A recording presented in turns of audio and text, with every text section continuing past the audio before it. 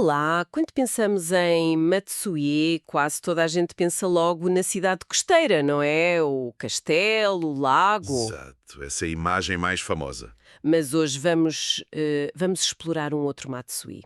Fica em Edogawa, um bairro aqui em Tóquio, e temos imensas coisas interessantes. Olha, crónicas locais, artigos, fotografias antigas, até lendas. Precisamente.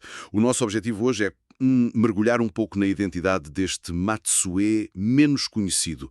É um sítio com uma história mesmo rica, só que está um bocadinho escondida. Lá está. Mesmo à vista de todos. Muitas vezes, sim.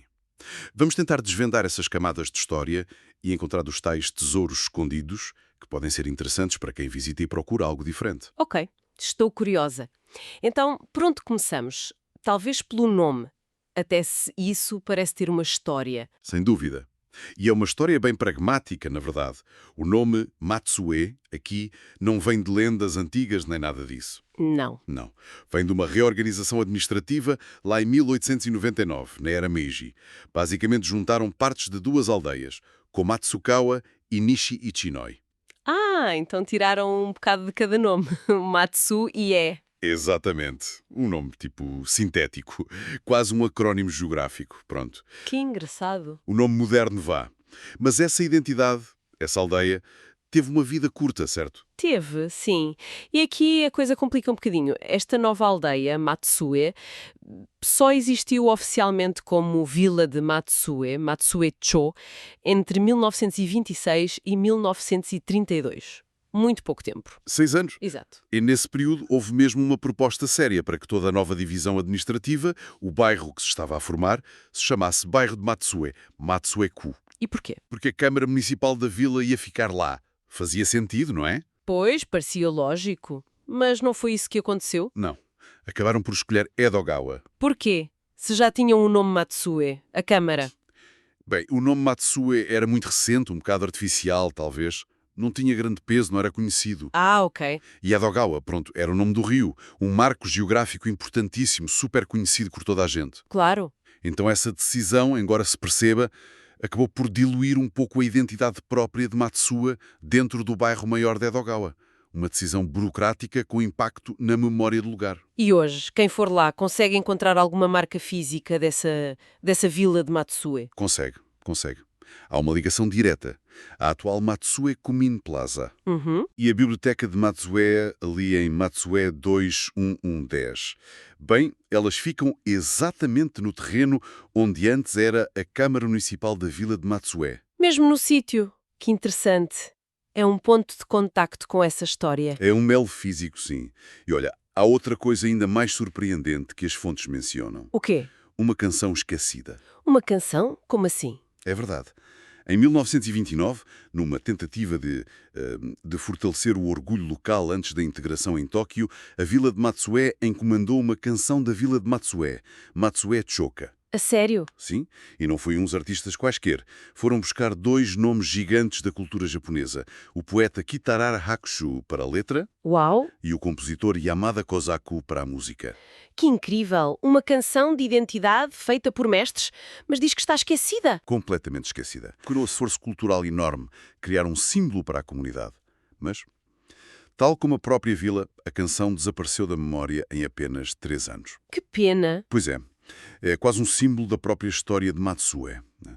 Um potencial que ficou ali, obscurecido. Um verdadeiro tesouro cultural perdido. Essa ideia de história obscurecida leva-nos às estradas antigas. Falaste da estrada Gyotoku, hoje e Maikaido.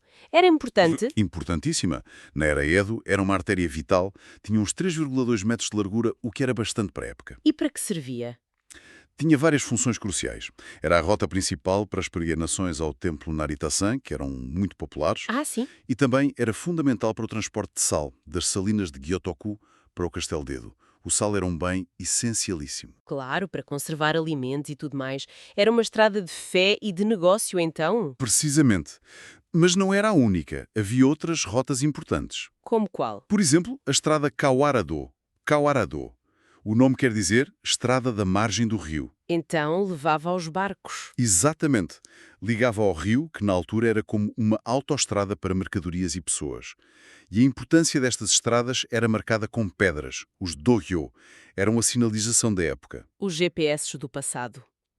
E sobreviveu a algum desses marcos? Algo que se possa ver hoje? Sobreviveu um e é espetacular. Está dentro da Biblioteca de Matsue. A tal que fica no sítio da antiga Câmara. Essa mesma. Olha que coincidência interessante. Lá dentro está o marco de pedra da estrada Kawara de Nishi-Ichinoe. Data de 1862. Mesmo do fim da era Edo. Exato. E tem uma inscrição muito clara. Koreyori Kawara. Daqui para a margem do rio. É um testemunho físico fantástico da ligação da zona aos rios. Que extraordinário! Poder ver uma indicação deixada há tanto tempo. E há mais vestígios dessa época por ali? Sim, ali perto, há a Ishinoi Nanushi Yashiki. Era a casa do chefe da aldeia, o Nanushi, da família Tajima. Ah, a casa do presidente da junta da altura. Basicamente, sim. A casa preserva o estilo da época e dá uma ideia de como vivia um líder local. Está tudo ligado. A administração, a economia que dependia destas estradas.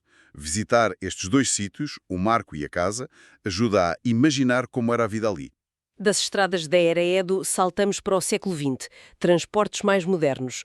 O elétrico Joto chegou em 1925, não foi? Foi isso. Ligou a área à rede Tóquio, trouxe mais gente, mais movimento. Mas o mais curioso veio depois. Então, Em 1952, Matsue foi pioneira. Teve o primeiro serviço de trolleybus, de Tóquio inteiro. a sério? O primeiro de Tóquio ali em Matsue? Sim, temos fotos da época da era Showa que mostram esses trolleys a passar na ponte Komatsugawa, na paragem de Imai. Devia ser o último grito da modernidade. Imagino. Isso deve ter mudado tudo. A zona ficou mais animada. Ficou muito animada. Durante umas décadas, ali na era Showa, Matsue tornou-se um centro local surpreendentemente vibrante. Chegou a ter 4 cinemas. 4 cinemas? Num bairro assim? Uau! Pois é. E a rua comercial principal, a Matsue Odori, era o coração daquilo tudo. Temos uma foto de 1959 que mostra imensa gente, lojas abertas. Era conhecida por ter eventos, torneios de karaoke com celebridades e tudo. Que giro! Uma grande vitalidade. Mas hoje em dia não é bem assim, pois não? O que aconteceu? Pois, essa era dourada acabou por passar. O progresso trouxe e levou. O elétrico acabou em 52, substituído em parte pelo trolley. Mas depois o próprio trolley acabou em 68. E depois? Em golpe maior talvez foi mais tarde. A linha de metro Toei-Shinjuku foi construída para ligar Funabori e Ishinoe diretamente, mas Passou ao lado de Matsue. não parava lá. Não? Deixou Matsue numa espécie de ilha, sem estação de comboio ou metro perto. Isolou-a um bocado das novas vias rápidas. E isso nota-se hoje na rua comercial, a tal Matsue Dori. Nota-se bastante. Uma das fontes descreve a rua que agora se chama Belltown Matsue como tendo um ar muito retro, quase parada no tempo, até um bocadinho esquecida. Vêem-se muitas lojas fechadas, mas também há negócios que resistem, muitos virados para a população mais idosa que ficou. Fala-se numa loja de roupa clássica, a Furuya Department Store, num restaurante estilo Showa, o Sansomi. E cafés mencionam uns nomes curiosos. Sim, o Kisaten Yesur, Café Jesus. É um ambiente muito particular. Para quem visita, este contraste, esta nostalgia pode ser interessante. É um lado diferente de Tóquio. Falando da identidade do bairro, para além do comércio, a fé é sempre importante? Há santuários antigos em Matsue? Ah, sim. E com histórias diferentes, o que é interessante. O Santuário Rakuzan, em Matsue 4, por exemplo, diz-se que tem origens que vêm do período Sengoku, dos Estados Guerreiros. Uau, antigo! Sim, e a divindade terá vindo espiritualmente do grande santuário Kaga Rakuzan, lá longe. Uma ligação ao centro maior. E há outros mais, locais. Sim. Em contraste, no Matsue 1 tens o santuário Aka Inari. A origem exata não se sabe bem, o que lhe dá um certo mistério, mas é muito local. Conhece-se pelas bandeiras vermelhas. Aka é vermelho. Ah, daí o nome. Exato. E depois, no Matsue 6, há o santuário Funabori Mishima, fundado por volta de 1790, pelos primeiros colonos. Marca mesmo o início da comunidade ali. Cada um conta uma parte da história. Mas as histórias mais mágicas, talvez, vêm de um templo ali perto, não é? O templo Zenyoji. Tecnicamente não é bem Matsue, mas está ligado. E isso. O Zenyoji, em Higashikumatsugawa, é um foco de lendas mesmo fascinantes. Autênticos tesouros escondidos da tradição oral. Como, por exemplo, Bem, há a lenda do Pinheiro da Queda da Estrela, Oshi Furi no Matsu. da queda da estrela. Sim, diz a lenda que na era Tokugawa, um monge estava a rezar debaixo de um pinheiro grande no templo e caiu uma estrela nos ramos. Deixou uma relíquia sagrada. Que incrível. E o pinheiro? O original morreu em 1940, já era muito velho, mas plantaram um descendente dele no mesmo sítio. A lenda continua viva. Que maravilha. Adoro estas histórias. Há mais? Ah, a Pedra da Sombra, Yogo no Ishi. Um ladrão tentou roubar o templo, mas ao passar por uma pedra, os pés ficaram presos. E apareceu o deus Fudomyo-o, todo zangado. O ladrão fugiu a 7 pés. Uau! E ainda há a história dos tanukis, os cães Goshin. O monge fez um funeral a um tanuki que o encontrou morto. Anos depois, houve um incêndio no templo e apareceram imensos tanukis a ajudar a apagar o fogo, em agradecimento. Que ternurento. São estas histórias que dão um encanto especial, não é? Fora do circuito habitual. Falando em encanto e na paisagem original, Matsue nem sempre foi cidade. Era campo, certo? Terra agrícola. Exatamente. Durante séculos foi uma zona rural muito fértil. Era famosa pelas plantações de lotos, o rincon que se come, Ah, a raiz de lotos. essa mesma. E também pela verdura Komatsuna, que até deu nome a uma zona vizinha. Temos fotos dos anos 50 do pessoal a lavar as raízes de lotos nos canais. Uma imagem que desapareceu quase totalmente. É pena perder-se essa ligação, mas há alguma tentativa de preservar isso? E é um esforço muito bonito. Embora a urbanização tenha levado quase tudo, há uma escola, a secundária Matsue Daiichi, que desde 1987 tem um projeto fantástico. O que é que eles fazem? Tem um pequeno lago construído com a ajuda de todos, alunos, pais, antigos alunos, onde cultivam lotos locais, mantém essa tradição viva. É um elo com o passado rural. Que iniciativa tão boa! Envolver a comunidade toda. É verdade. Até a história da escola vizinha tem uma foto de flores de lótus na capa. Mostra como é importante para a identidade deles. Essa ideia de preservar face às dificuldades leva-nos a outra história forte ali perto, no Parque Komatsugawa Sakura, não é? Leva, sim, uma história de resiliência incrível. Nesse parque há um edifício antigo, um armazém de documentos de 1924. E o que tem de especial? Sobreviveu ao grande bombardeamento de Tóquio, de 10 de março de 1945. Essa zona foi arrasada, mas o edifício, por ser de betão, resistiu às bombas incendiárias. Que sorte! E o que é que guardava lá dentro tão importante? Os arquivos da antiga Câmara Municipal.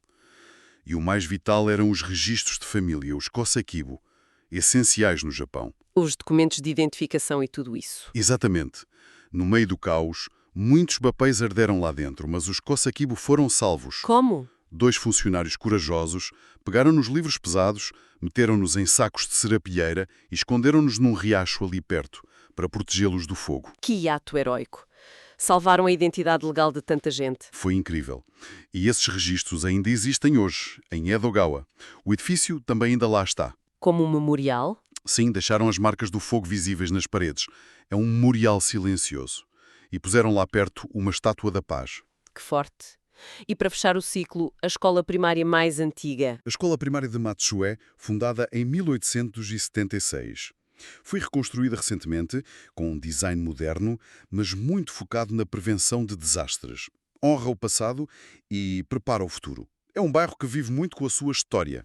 Bem, depois desta viagem toda pelo Matsue de Edogawa, ficamos com uma imagem bem diferente, não é?